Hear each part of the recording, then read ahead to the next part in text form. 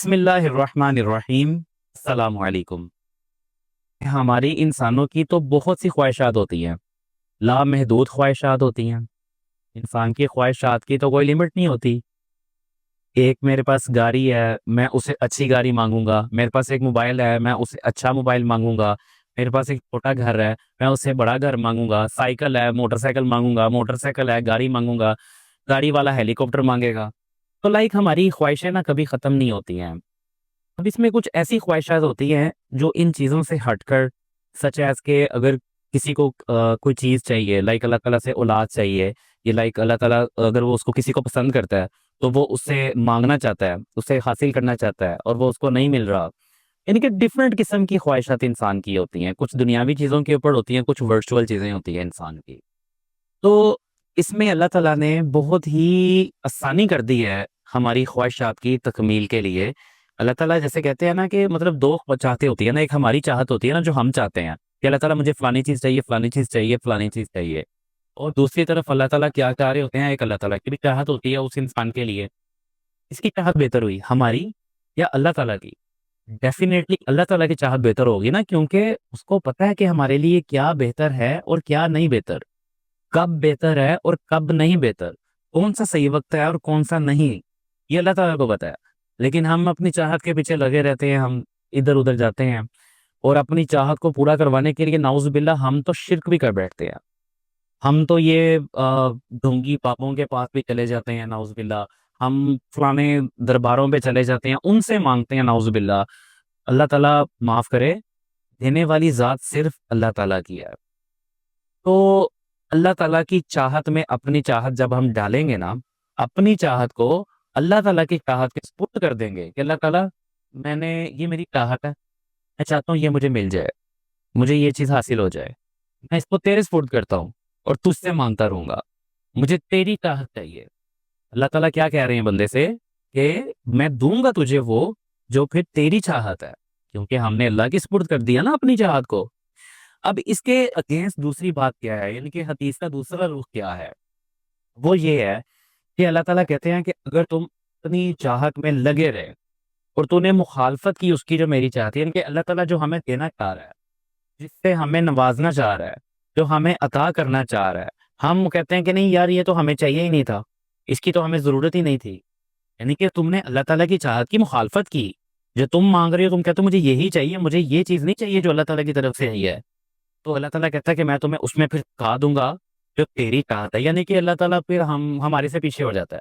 اللہ تعالیٰ کہتا ہے جاؤ اب تم ڈھونڈتے رہو اپنی چاہت کو، مانگتے رہو اپنی چاہت کو، جاؤ پھر تمہیں میں آزاد کیا، تم تھک جاؤ گے، پھر اس میں تمہیں تمہاری چاہت نہیں ملے گی۔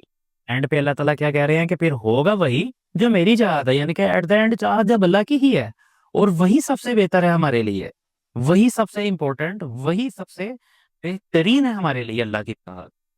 So, point of view is that کہ if you want anything, if you wish for anything, just اللہ تعالیٰ کے اوپر چھوڑ دو، اس کو اپنی چاہت کو قربان کر دو اللہ تعالیٰ کے اوپر۔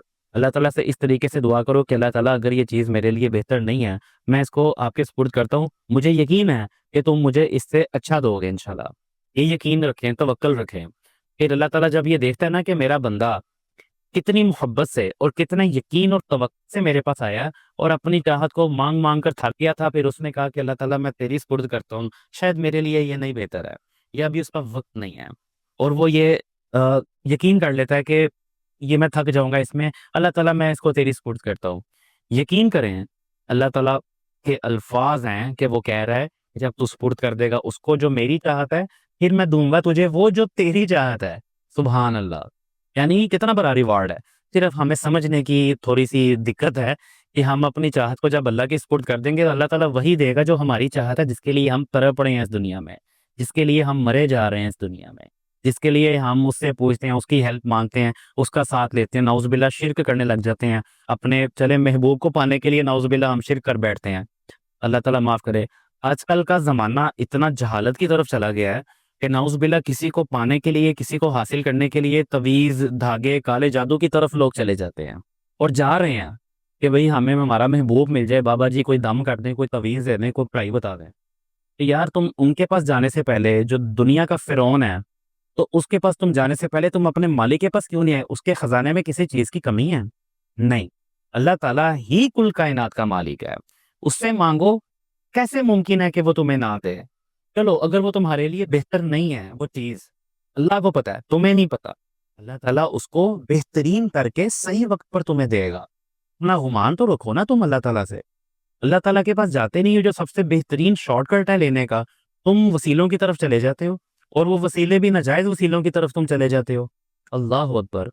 اس چیز سے تو جو بھی آپ کی خواہشات ہیں یا جو بھی آپ کی مرادات ہیں، جو بھی آپ کی کوئی بھی وش ہیں دنیا کی، کو اللہ کی سپرد کریں، اس کے پیچھے بھاگے مت بھاگے۔ رزق کے پیچھے ہم بھاگتے ہیں، رازق کے پیچھے نہیں بھاگتے۔ رازق کے پیچھے آپ ایک ہاتھ بھریں گے نا، ایک قدم بھریں گے، اللہ تعالیٰ 10 قدم آپ کی طرف قدم بڑھائے گا۔ اور اگر آپ اللہ تعالیٰ کی طرف چل کر آئیں گے نا، حدیث کا مفہوم ہے، اللہ تعالیٰ آپ کی طرف دوڑ کر آئے گا۔ اللہ اکبر۔ وہ تو بیٹھا انتظار کر رہے ہیں نا، لیکن ہم نہیں جاتے ہیں اللہ تعالیٰ کی طرف، ہمیں بس دوسرے طریقے چاہیے، شارٹ کٹس چاہیے۔ ایک دفعہ دعا کریں گے، 2 دفعہ دعا کریں گے، تیسری دفعہ دعا کریں گے، اللہ تعالیٰ جی سن ہی نہیں رہے، اللہ تعالیٰ وہ ہم بڑے گناہ گار ہیں، اللہ ہماری دعائیں نہیں سنتا۔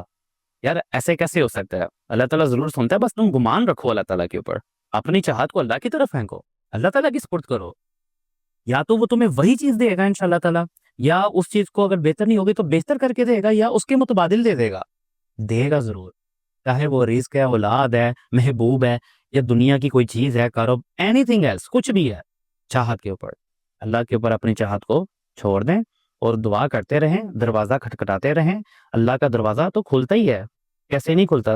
100% کھلتا ہے، بس ہمیں نوک کرنا نہیں صحیح طرح سے آتا۔